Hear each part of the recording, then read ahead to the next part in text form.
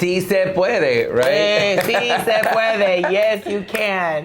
If we can do it, You yes, can do you it. can do it too. You know what's Absolutely. interesting, Des, how I remember when I first started dancing bachata, and this was, for those of you who don't know, I'm Dominican, but I grew up in Paterson, New Jersey. Shout and out to Paterson. Heavy influence of hip hop. Like, I used to look up to artists like Missy Elliott, Sean Paul, Aaliyah, and I remember people telling me, hey, you have that kind of hip hop background, like, you know, and Ismael Otero, shout out to Caribbean Soul, shout out to my mentor. He also had a very hip hop influence in his dancing, and people were like, you know what, why don't you incorporate, it'd be really cool if you incorporate like hip hop into your bachata. And that already was kind of a trend, more of like modern urban bachata. When I was starting to dance bachata in the scene, people were already kind of like doing more modern, you know, salsa-like bachata. And I told people, well, if everyone else starts doing that, then who's gonna do what I do? And who's gonna really be there cheerleading for the roots, the culture, the authenticity?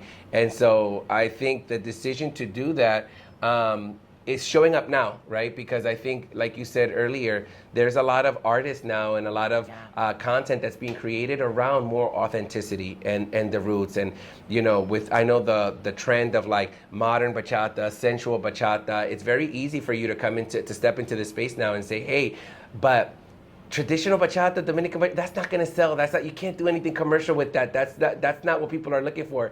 Listen, there's a market, anything, right? People are like, you know, if you look at Alexanddesiree's timeline, all you're gonna see is, you know, old music. Listen, at the end of the day, there's a niche and there's a market. And I think no matter what you do, just stay true and authentic to who you are and what you represent and what you want to express and represent out there. And I'm sure that there's someone out there that's looking for you. And what you want to dance like, because it wasn't old music that we just danced to in the Papasito Karol G music video. That is, her album is popping. First of all, great listen album, to like beginning to end. Tropicoqueta. So yeah, new music, but I think the one point that I got from what you said, Alex, was just because you don't see us doing something doesn't mean we can't do it. Or that we're Number not moving. one, right? Because just because you're able to do one thing doesn't mean that you can't do anything. Right. I think the main thing is that you are authentic to who you are. You're authentic to where you come from, right? Absolutely. Bringing your culture with you, bringing it forward. You're representing that. I think that that's super important, and that's super important for everybody. That you have a sense of self, that you have a sense of style, and people recognize that. Shout out again to Danielle Polanco for giving us another opportunity to work together with Karol on this video, because we did the VMAs with her. Last year.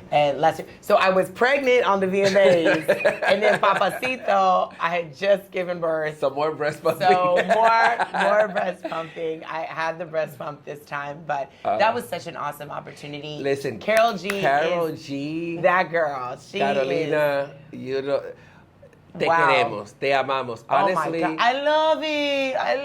It just makes it so much easier to work with an artist who is, you know, not just nice in front of the cameras, but someone who is so authentically just a genuinely good person. And I remember, you know, confession. Who cares? Karol G's documentary had just been released, maybe like that week or the week before when we were filming Papasito.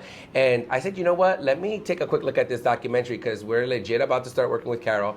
And just to see how real the documentary was shot, and her real feelings and her real genuine concerns, her work ethic, her relationship with her family, how her family helped, her involvement, their involvement to push her to do what she really loves. And I really felt that, and I saw those parallels show up when she was working. Her attention to detail. Sometimes you come into a studio. You know, we were coming into the studio, and I think it was like, you know, you could easily think, yeah, Karol doesn't really know the steps. And no, she knows the steps. Well, she was like, no, I want to get this right. I mean, shout out again to the dancers that were in the room. And that's, again, why Danielle is so smart. She's like, okay, I'm gonna pull in Alexanddesiree for this real merengue vibe. I'm gonna pull in Jeremy and Mel and Jessica for this Zouk Lambada vibe. I'm gonna pull in all these other dancers to really give what the dance is. Because so many times in this industry, you're like, okay, that is kind of like merengue. That's kind of like bachata, but it's not. It's like people don't know the technique of the Right. dance, and then it could easily get into like one just big crazy mixture where you don't see the definition of what the dance is. But I think that, I mean, that's why it was so fun in the rehearsal process to be able to.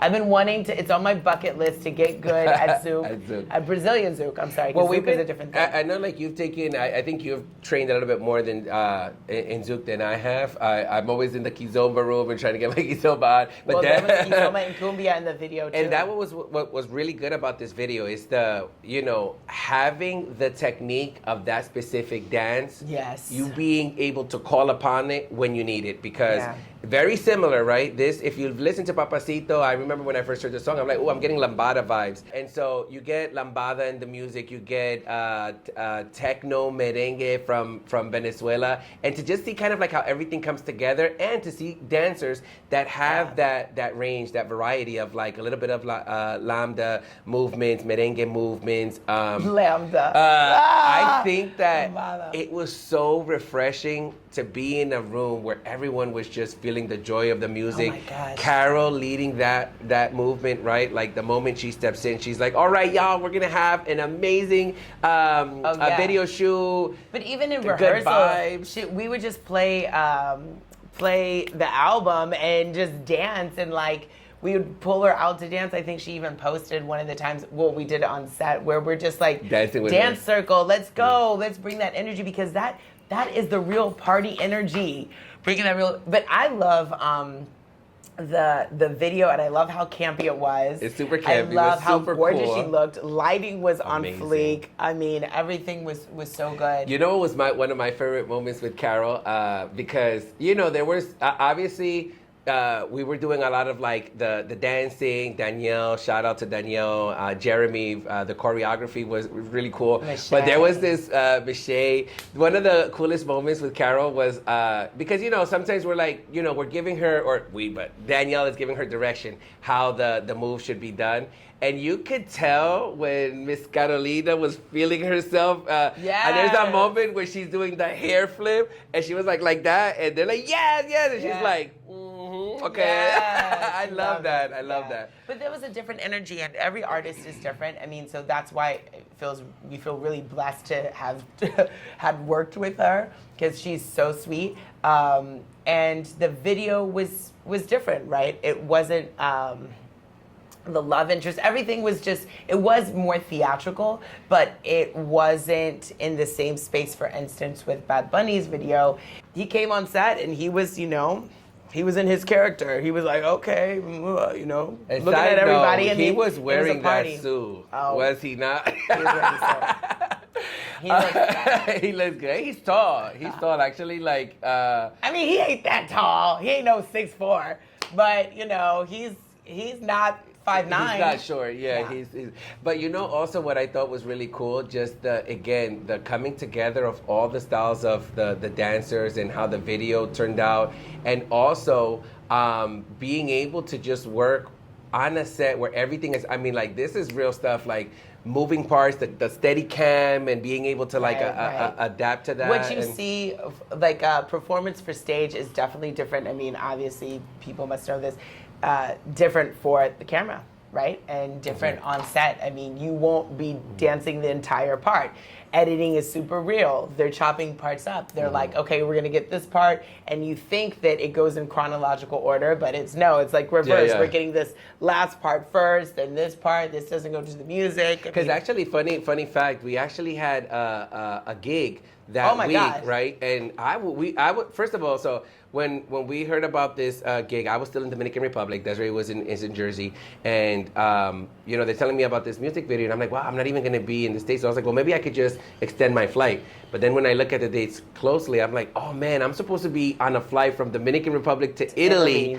Like on the last day of the shoot. So I'm like, how are we gonna make this work? So I end up changing my flight, moving some things around. But we had this really big gig that we were doing in Italy, and we actually had to bolt out just a little bit early, maybe a few hours before they ended filming. And we were a little bit at first kind of bummed out, like, oh my God, we're not gonna make the maybe whole we might thing. not make the.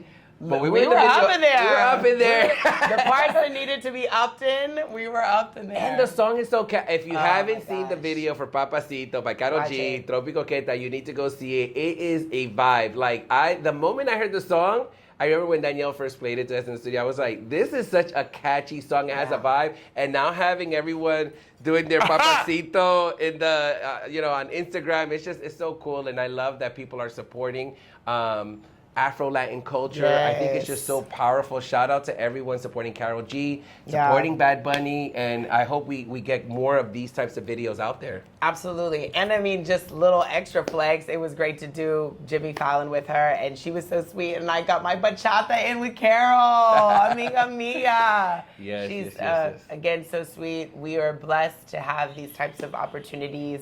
And dream big. Also, I just want to take the moment to thank all of our followers, all of our supporters, all of our mentors, all of our teachers. Yes. Sometimes you don't realize how much you're really impacting us. I think many times as instructors, we think that we're just teaching people how to dance. We're teaching people more than just dance. We're teaching them how to become better human beings. We're teaching them how to dream big. We're teaching them etiquette. And there's just so much. It improves your relationships. It improves your mental health, your physical health. So thank you, thank you, thank you. Thank you to all of our fans. Yes. We hope to bring you more cool stuff in the future. So Hey, who's next? Let's go. Who are we dancing with next?